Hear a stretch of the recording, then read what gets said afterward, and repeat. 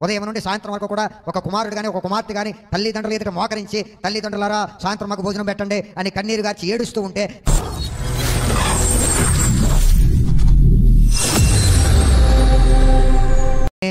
విశ్వసించి మన పాపాలను ఒప్పుకొని విడిచిపెట్టి, నా పాపాత్ముడను ప్రభువా, పాపాత్మురాలను ప్రభువా అని ఎంతసేపు కూడా తగ్గింపు జీవితం కలిగి, అతి ప్రాముఖ్యముగా నా పాపాలనే ఖచ్చితంగా నా దేవుడు క్షమిస్తాడు అనే విశ్వాసం ఉండాలి. క్షమించిన తర్వాత ఆయన చూపేటువంటి ప్రేమ ఏంటో నీకు అర్థం కావాలి, అది నేర్చుకోవాలి, తెలుసుకోవాలి, నువ్వు అనుభవించాలి దాన్ని. అప్పుడు తల్లి ప్రేమను అనుభవించిన నీవు నీ తల్లి దగ్గర ఎన్నిసార్లు అయితే క్షమాపణ అడిగావు, అలాగే దేవుని దగ్గర అసలు ఇదನ್ನು అడుగుదామంటే నీకు భయం వేస్తుంది. ఎందుకు? ఎంత తప్పు చేస్తేనే నా తల్లి క్షమించింది, ఇంకా నాకు అక్కరగా ఉన్నవేంటో నా తల్లి నాకు చూడదా, సమయానికి బట్టలు కొనదా, సమయానికి భోజనం పెట్టదా, సమయానికి నాకు పెళ్లి చేయదా, సమయానికి నాకు బంగారం కొనదా అని నువ్వేం చేస్తావు? అడగవో.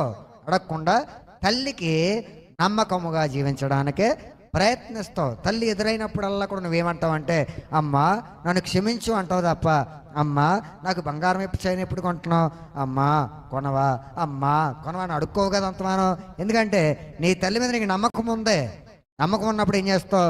ఆ తల్లికి నమ్మకముగా జీవించుకుంటూ అలా వెళ్ళిపోతుంటే ఆ తల్లి కూడా నీ మీద ప్రేమను చూపిస్తుంది కనుక సమయానికి అనుకూలముగా నీకు అక్కరగా ఉన్నవేంటో అన్నీ కూడా కొంటూ వెళ్ళిపోతూనే ఉంటుంది.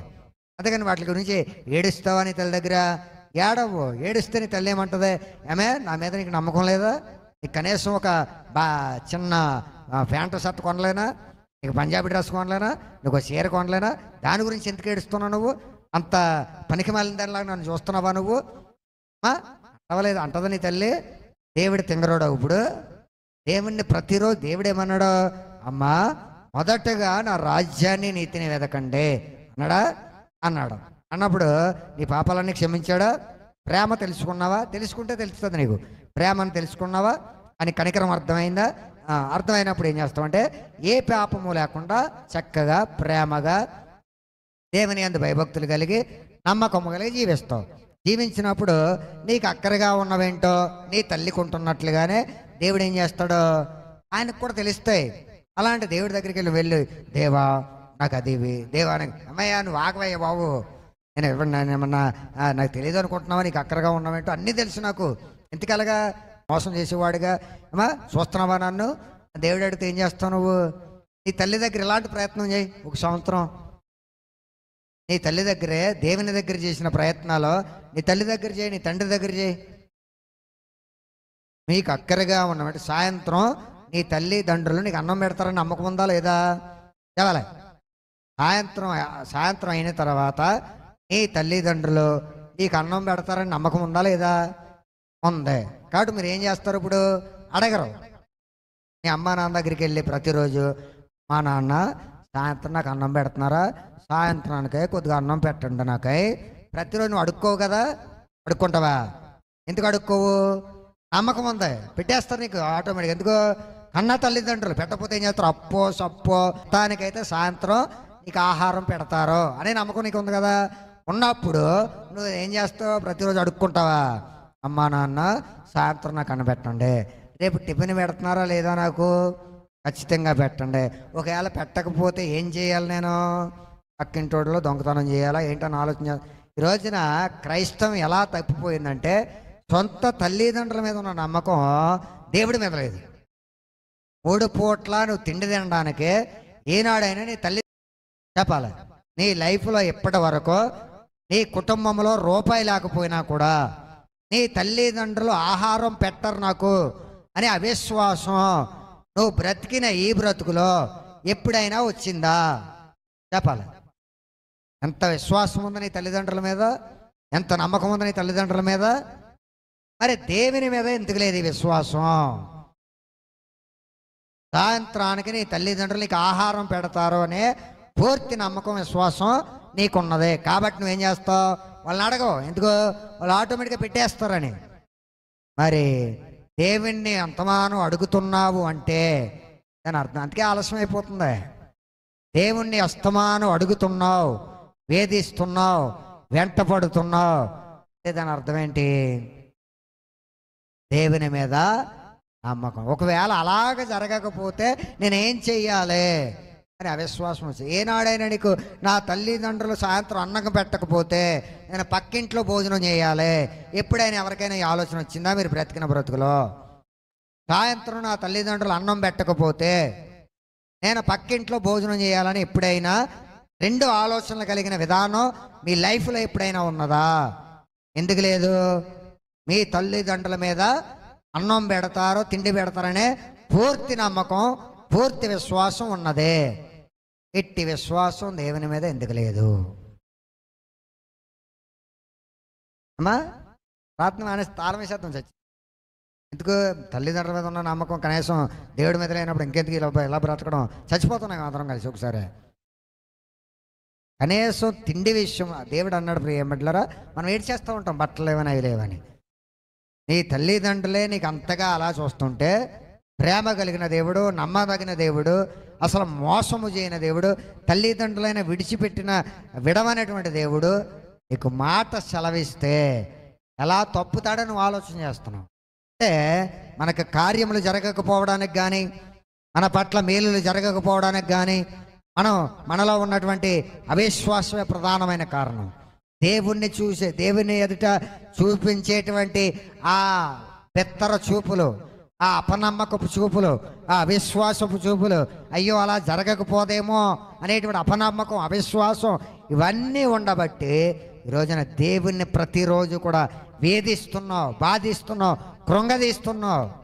ఉదయం నుండి సాయంత్రం వరకు కూడా ఒక కుమారుడు కానీ ఒక కుమార్తె కానీ తల్లిదండ్రుల ఎదుట మోకరించి, తల్లిదండ్రులారా సాయంత్రం మాకు భోజనం పెట్టండి అని కన్నీరు గార్చి ఏడుస్తూ ఉంటే వాళ్ళిద్దరూ కూడా ప్రిపేర్ అయిపోయారు. ఏమని? తల్లిదండ్రులిద్దరూ సాయంత్రం ఆహారం పెట్టడానికి సిద్ధమైపోయినప్పటికీ కూడా వీరు ఆహారం పెట్టమని కన్నీరు గార్చి ఏడుస్తూ ఉంటే ఆ తల్లిదండ్రులకు ఏమనిపిస్తుంది?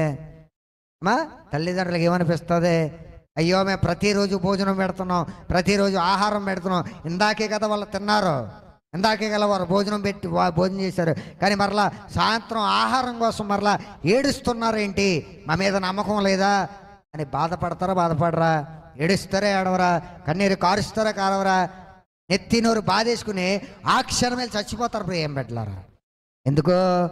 వారి మీద నీకున్న అపనమ్మకమును బట్టి, కేవలం ఆహారం పెట్టలేని వాళ్ళుగా నా కుమారుడు నా కుమార్తె మమ్మల్ని చూస్తుంది అని ఆ తల్లిదండ్రులు ఎందులో కొందరు దూకి చచ్చిపోతారు ఏం పెట్టలారు? ఎందుకు? వారి మీద చూపించిన అపనమ్మకం, వారి మీద చూపించిన అవిశ్వాసం.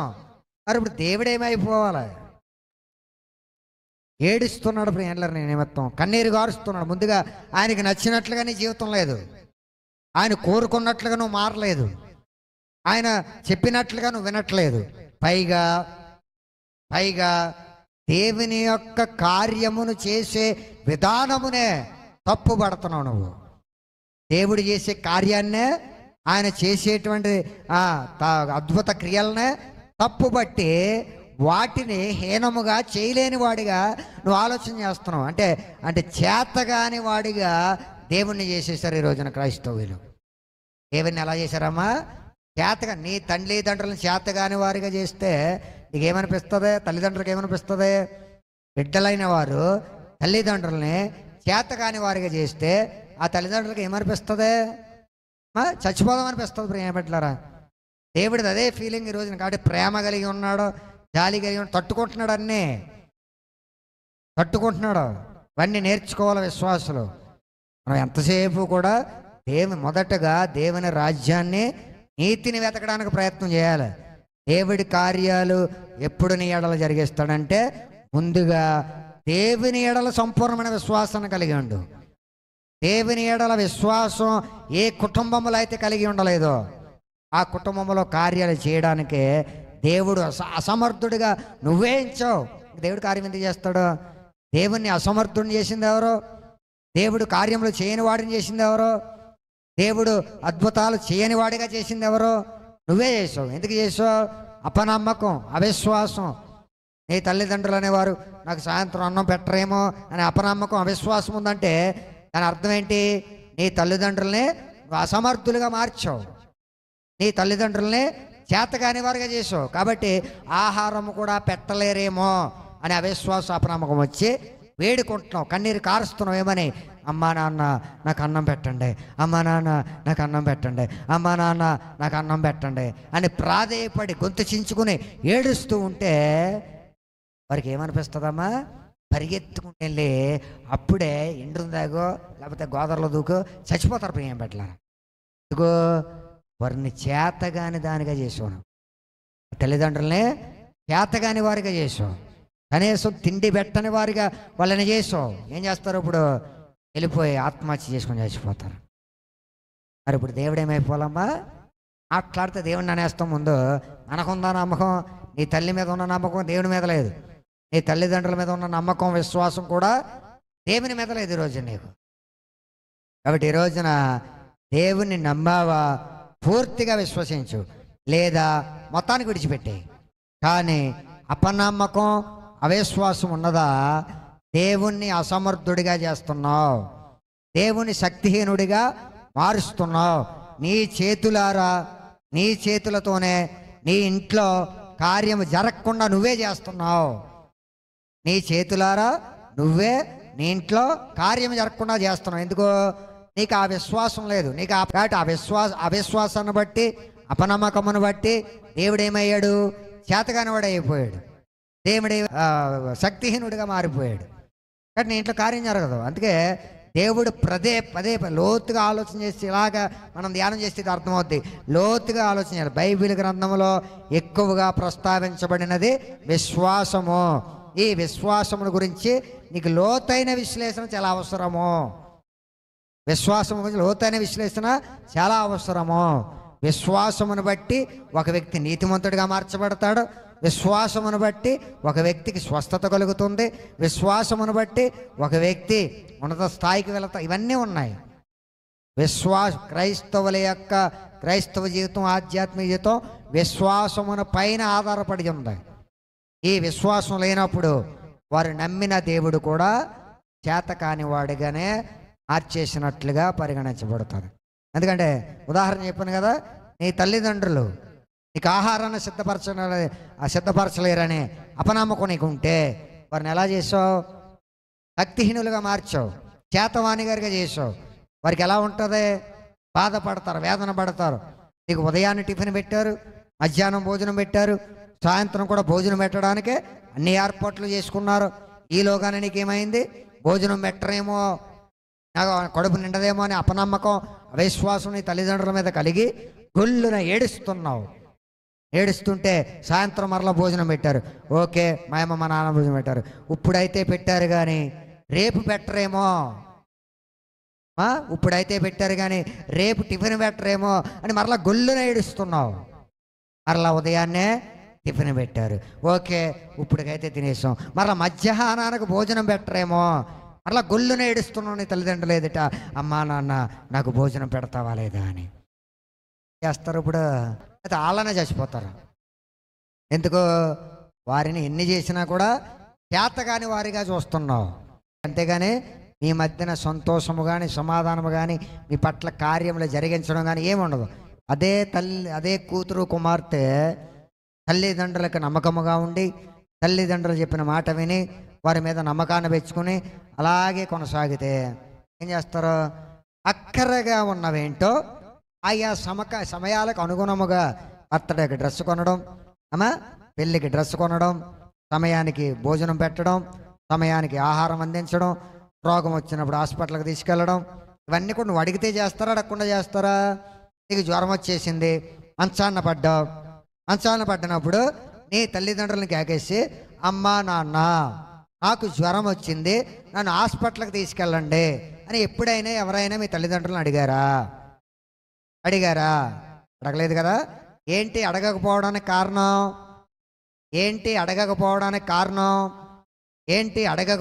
కారణం? విశ్వాసము, నమ్మకం. వచ్చినప్పుడు వెంటనే దేవుని అడిగింది ఎవరో? ఇప్పటిదాకా లేడాయన ఇంట్లో, ఆయనకేం తెలియదా నీ ఇంట్లో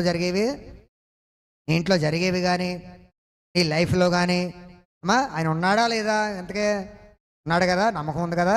మీ ఇంట్లో తల్లిదండ్రులు ఉండబట్టి, ఆ నమ్మకం నీకు ఉండబట్టి నీకు జ్వరం వచ్చి అలా పడుకుని, ఇంకా జ్వరం బయటపడకుండా మీ తల్లిదండ్రులకు తెలియనివ్వకుండా జాగ్రత్త పడతాం. వాళ్ళు ఏమన్నా చచ్చిపోతారేమో, కంగారు పడిపోతారేమో, టెన్షన్ వచ్చేస్తుందేమో అని. కనీసం దేవుడు బాధపడతాడేమో, టెన్షన్ పడతాడేమో, అయ్యో నా బిడ్డ ఏమైపోతుందని చెప్పకుండా ఉందామో, ఆయనే తెలుసుకున్న కార్యం చేస్తాడో అన్న ఆలోచన విధానం ఎప్పుడైనా నీకు కలిగి ఉందా? అబ్బే దేవా, జ్వరం వచ్చేసేలాగా ఉంది ప్రభువా, ఇది ఇంకా రాలేదు, ఇంకా రాలేదు, జ్వరం వచ్చేసేలా ఉంది, ఒళ్ళంతా పులపురంగా ఉంది ప్రభువా, తలనొప్పి వచ్చేలా ఉంది ప్రభువా, రొంప జలుబు ఒక ముక్కలో నుంచి కారుతుంది ప్రభువా, ఈ పై అన్నీ కూడా చూస్తుంటే ఏ టైఫాయిడో, ఏ మలేరియాయో, ఏ డెంగ్యూయో వచ్చే అనుమానాలు ఉన్నాయి నాకు ప్రభువా, ముందే అలాగే చేసుకో. అంతేగాని నువ్వు అడితే కనుక అలాగే చేసుకోడా? నీ తల్లిదండ్రులకు కూడా ఇలాగే చెప్పావా? నీ తల్లిదండ్రులకు ఇలాగే చెప్పావా? చెప్పాలా? నీ తల్లిదండ్రులకు ఇలాగే చెప్తే హాస్పిటల్ తీసుకెళ్లారా?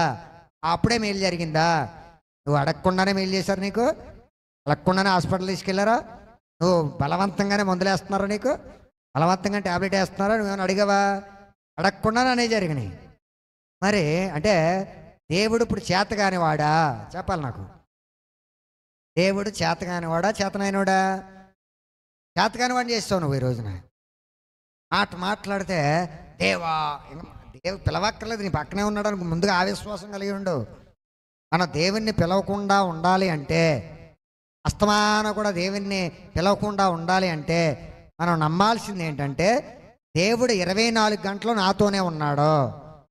ఎందుకంటే నీ తల్లిదండ్రులు నీతో ఉన్నారనేటువంటి నమ్మకం, విశ్వాసం ఉంది కాబట్టి నీకు జ్వరం వచ్చినా ఏమొచ్చినా కూడా నీకు నువ్వుగా చెప్పట్లే, అమ్మ లేగలేదేంటని మీ తల్లి వచ్చి నువ్వు చక్కగా మంచం మీద పడుకుంటే పదే లేకపోయింది లేని వదిలేసిందా?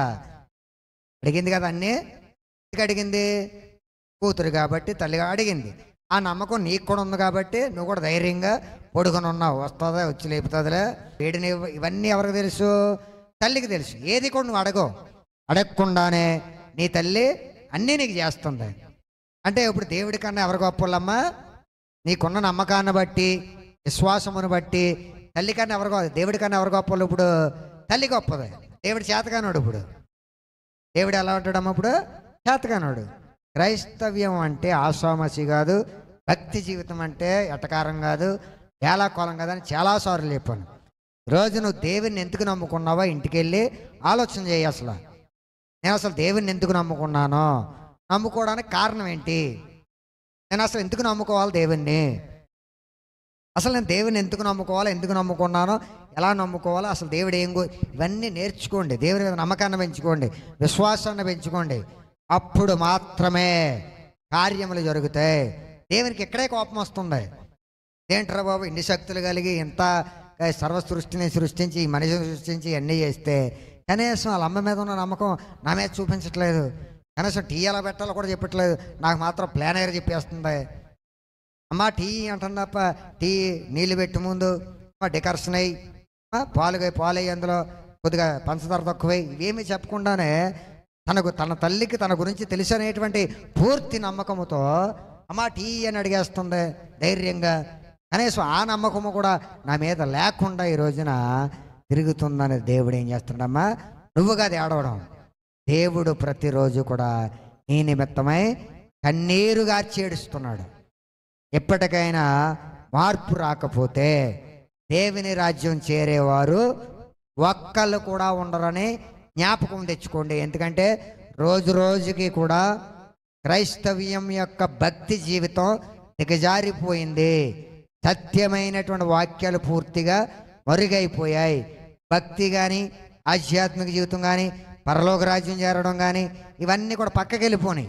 మనుష్యుడు లోకం మీద ఎలా బ్రతకాలి, దేవుణ్ణి ఎలా వాడేసుకోవాలి, దేవుడు ఏ విధంగా మేలులు చేసేస్తాడో ఇదే విధానం కొనసాగుతుంది తప్ప ఒక మనుష్యుడు ఆధ్యాత్మిక జీవితాన్ని ఎందుకు కొనసాగించాలి అన్నది, పరలోక రాజ్యం చేరాలి అన్నది, నీతిమంతులుగా మార్చబడడం అన్నది, పరిశుద్ధత, నీతి, న్యాయము, యథార్థత ఇవన్నీ కూడా పూర్తిగా పక్కకి వెళ్ళిపోయాయి. ఇక నుండైనా పరలోక రాజ్యం చేరేవారు, చేరాలనుకునేవారు ఇవి ఆలోచన చేసి భక్తి జీవితంలో దేవుణ్ణి ఎలా అనుసరించాలి, ఎందుకు అనుసరించాలి, ఏ విధంగా ముందుకెళ్ళాలి, ఏ విధమైనవి త్యాగం చేయాలి, ఏ విధంగా నీతిమంతులుగా మార్చబడాలి, పరిశుద్ధులుగా తయారవ్వాలి అన్నది నేర్చుకొని భక్తి జీవితాన్ని కొనసాగించితే ఆ దేవుని రాజ్యాన్ని మనం పొందుకుంటాం. దేవుడి మాటలు నుంచి ఆశీర్వదించిన గాక. ఆమేన్.